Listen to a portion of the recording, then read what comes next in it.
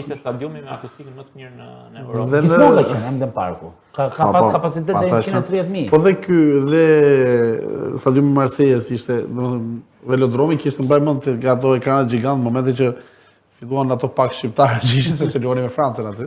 Jo mirë, si shëndaj pak 10.000. Po tjetër që ato pak krahasuar me francezët.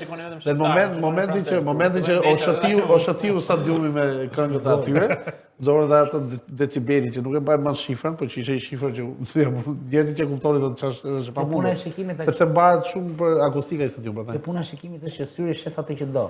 Dhe ti kur je në një vend edhe je shqiptar, ke tendencën të shohësh gjithmonë vetëm ngjyrën e kuqe nëpër rrugë. Kjo është psikologike.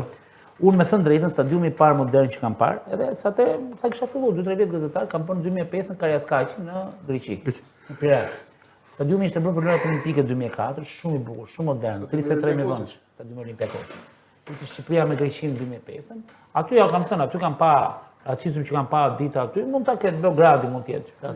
Jo mund ta ketë. Fillojmë nga Beogradi, e zbresim poshtë. Po ata 33.000 veta nuk pushonin, ishin ato dhe thajgjinet albanes, ka pas një këngë. Ishte mbas humbjes tu. Mbas humbjes tu. Tu humbëm shtator, aty u bën ndeshja në mars. Ti atje shkoj si grek apo si shqiptar? Jo, si gazetar i 24-s. Okej. Edhe i gazetar. Jo me që kishe dokumenta greke thash. Pilo grek. Ku është udhëtimet më të vështira dhe më të lodhshme? Udhëtimet Kam një pikë, po vazhdoni ju. Udhëtimet e